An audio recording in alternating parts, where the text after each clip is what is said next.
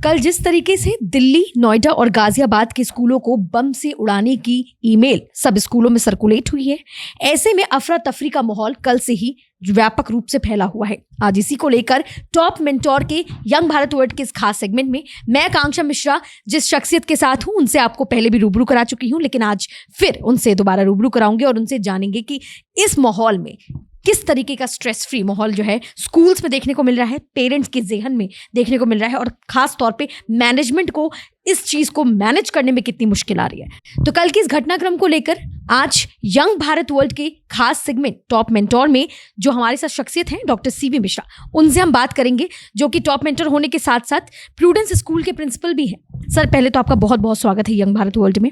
जानना चाहेंगे कि ये जो माहौल है इस समय, इसमें बच्चों के दिमाग में क्या चल रहा है, पेरेंट्स में किस तरीके का स्ट्रेस बर्स्ट हो रखा है और खासतौर पर मैनेजमेंट किस तरीके से बहुत स्ट्रेस में दिख रहा है। सबसे पहले तो जब स्कूल मैनेजमेंट ने और स्कूल स्टाफ ने इस मेल को अपनी मेल बॉक्स में फाइंड आउट किया, उस समय ही हमने सबसे पहले इमीडिएटली प्रिकॉशनरी स्टेप लिया कि स्कूल की बिल्डिंग को इक्वेट किया, खाली कराया तुरंत ही और सभी बच्चों को ग्राउंड पे भेज दिया गया। उनके लगेज जो भी सामान उनके पास था तुरंत हमने पैकअप करा के उसको बाहर भेजा और वो सेम मेल को हमने फॉरवर्ड किया इमीडिएटली प्रिंट में भी और एक पर्सन को, क्योंकि हमारे यहाँ से ज़्यादा दूर थाना नहीं है, हमने वहाँ पर भी भेजा और 100 नंबर को कॉल इमीडिएटली कर दिया कि हमारे पास इस तरह की एक थ्रेट मेल आई हुई है, आप प्लीज़ कोई एक्शन ले लें। सर, कल जो कुछ भी हुआ उसके खिलाफ जो है कार्रवाई तो चल ही रही है, सारे लोग अफरा तफरी के माहौल में हैं, तो ऐसे में मैनेजमेंट को, स्कूल को और प्रिंसिपल के साथ साथ टीचर्स को और साथ ही साथ गार्जियंस पे किस तरह का स्ट्रेस है? देखिए, बात तो सोचने वाली है ही और डर वाली है ही। किसी भी, चाहे वो किसी भी तरह का मेल हो या चाहे फ़ोन कॉल हो, डर का माहौल बनता ही है। जितने विद्यालयों को, करीब 150 से ऊपर विद्यालयों को दिल्ली के अंदर इस तरह की मेल प्राप्त हुई और जितने भी विद्यालयों को मेल प्राप्त हुई उन्होंने सबसे पहले अपना स्टेप लिया कि स्कूल की बिल्डिंग को खाली कराया, बच्चों को तुरंत कहा ग्राउंड में जाइए। दूसरा, उन्होंने पेरेंट्स को इन्फॉर्म किया। पेरेंट्स को इन्फॉर्म करने से पहले उन्होंने पुलिस को भी इतला दी कि हमारे पास इस तरह की एक थ्रेट मेल आई है। जहाँ पे पुलिस के थाने या पीसीआर पास थी, पीसीआर ने इमीडिएटली एक्शन लिया।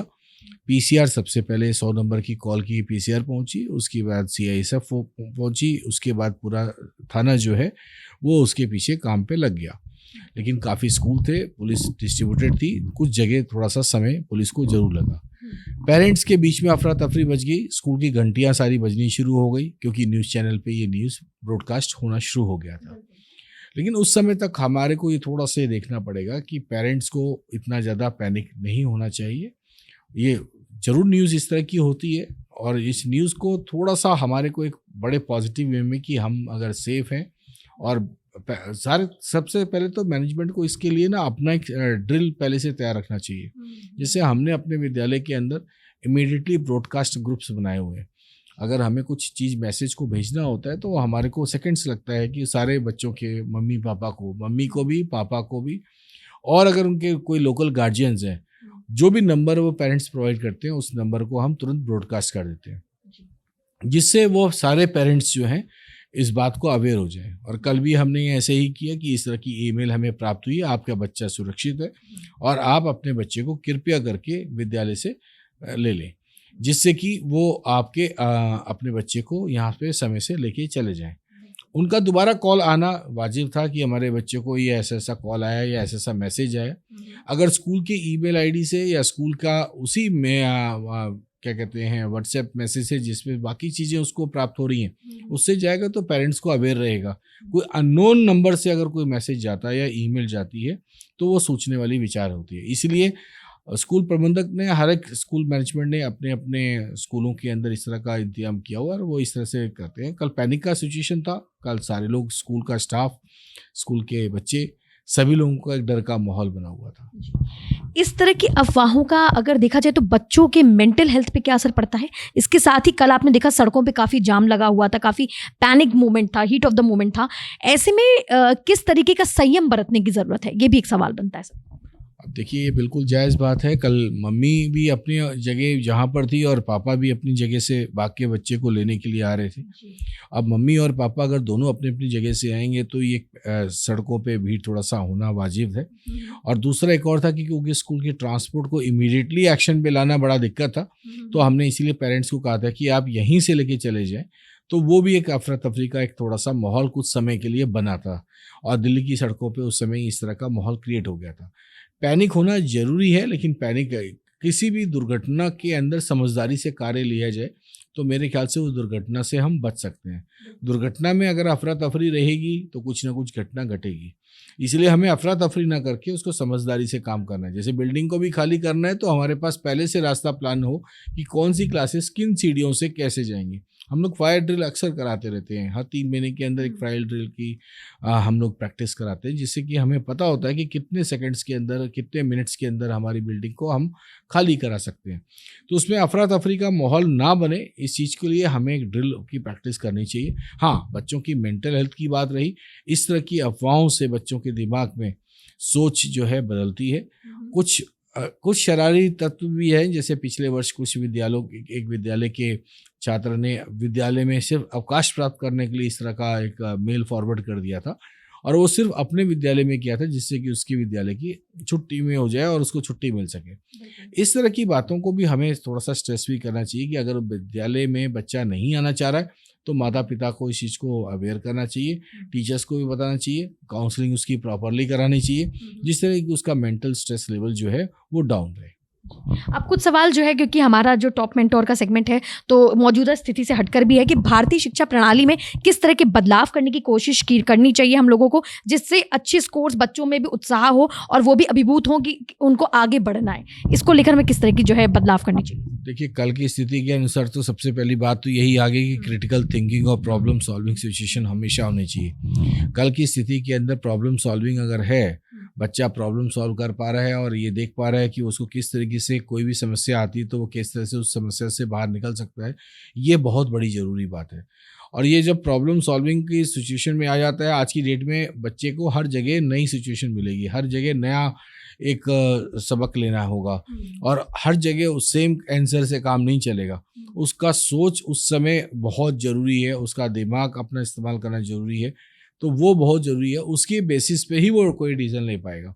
तो उसके लिए मेरा विचार है कि आज की तारीख में जो न्यू एजुकेशन पॉलिसी है, इसीलिए हमने कॉम्पिटेंसी बेस्ड क्वेश्चंस कहे हैं, वैल्यू बेस्ड क्वेश्चंस कहे हैं, मोरल वैल्यू बेस्ड कहे हैं, रिसर्च बेस्ड लर्निंग की बात की है और हमने ये सारा का सारा डिज़ाइन थॉट के ऊपर बात करने की कोशिश की है कि हम बच्चे का थॉट प्रोसेस को बदल दें। वो किसी भी पुरानी चीज़ों को ना लेके, हो सकता है कि पुरानी चीज़ें बहुत अच्छी हैं, मना नहीं कर रहे, लेकिन वो उस समय कामयाब ना हो, तो उसका थॉट चेंज करके उसको अडॉप्ट करने के लिए तैयार रहना चाहिए।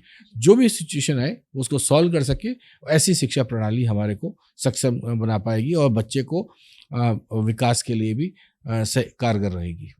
आज देश का हर एक बच्चा जो है एकेडमिक्स की पढ़ाई कंप्लीट करने के बाद ग्रेजुएशन और पोस्ट ग्रेजुएशन करने के लिए बाहर विदेशों का रुख कर रहा है, लेकिन विदेशी अगर बच्चों की बात की जाए तो वो हमारी शिक्षा प्रणाली से इतने ज़्यादा इम्प्रेस और इतने ज़्यादा प्रसन्न नहीं दिख रहे हैं, क्योंकि वो इंडिया आकर कोई भी बच्चा जो है इस तरह की प्रणाली को अपनाना नहीं चाह रहा है, ना यहाँ से ग्रेजुएशन ना डिग्री कोई भी हासिल नहीं करना चाह रहा है। ऐसे में किस तरह के बदलाव सर करने चाहिए कि वहाँ की सभ्यता संस्कृति के लोग भी हमारे कल्चर से आकर इंस्पायर हो, यहाँ की सभ्यता संस्कृति को ना सिर्फ जाने बल्कि शिक्षा की उन्नति और पद्धति को भी जानने की कोशिश करें?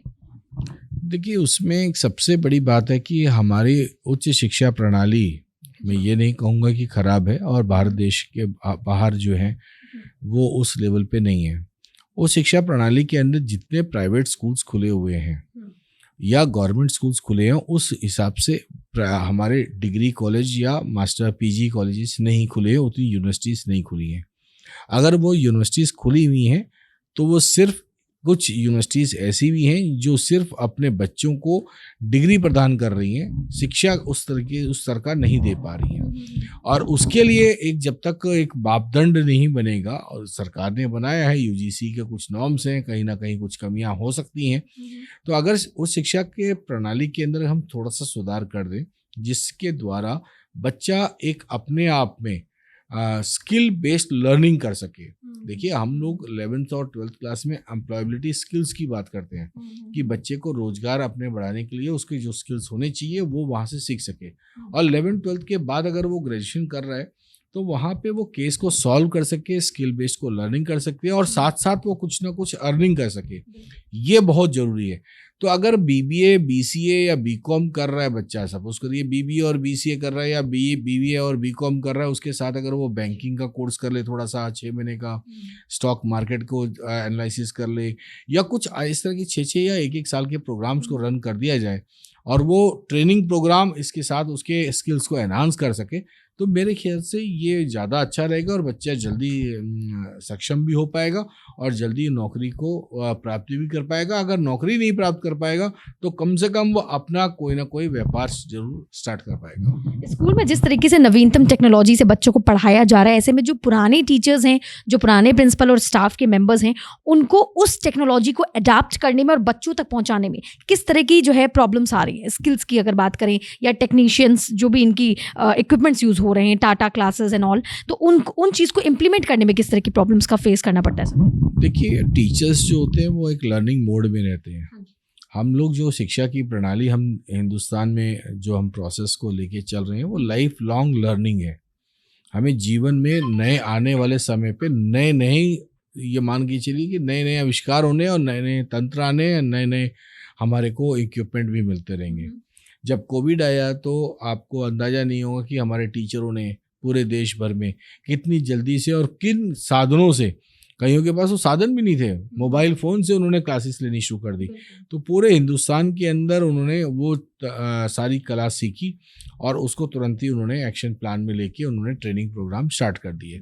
इसी तरह बच्चे भी हुए, बच्चों को भी वो सोर्स मिला और उन्होंने अपनी ट्रेनिंग करके अपना ये क्लासेस को लेना स्टार्ट कर दिया। टीचर बहुत एक लर्निंग मोड पे होता है, टीचर बहुत जल्दी सीखता है और जो भी उसके साथ इंस्ट्रूमेंट्स आता है वो उसको उसी तरीके से इंस्ट्रक्शन लगे। आप ये मान के चलिए अगर आपको नया मोबाइल फ़ोन आया कोई और उसके अंदर नए कुछ फीचर्स आ गए तो उसको सीखने में आपको टाइम नहीं लगेगा। तो सबसे पहले आप टेलीफोन इस्तेमाल करते थे, जिस तरह से आप फ़ोन को इस्तेमाल करते थे उसके बाद पेजर आया, पेजर से आपके पास एक नॉर्मल फ़ोन आया, नॉर्मल फ़ोन्स के बाद आपको एक मोबाइल फ़ोन आए, मोबाइल फ़ोन के बाद स्मार्टफोन्स आए। अब स्मार्ट से भी ज़्यादा स्मार्टर फ़ोन्स आ रहे हैं। अब स्मार्टफोन के बाद आपके कहते हैं रिस्ट वॉच के साथ आपके साथ मोबाइल स्मार्ट वॉचेस आ रही हैं। तो ये सारी जो स्मार्टनेस बढ़ती जा रही है, उसकी स्मार्टनेस के साथ साथ हम उसको कितना इस टेक्नोलॉजी को अपने जीवन में इस्तेमाल कर रहे हैं, ये बहुत बड़ी बात है।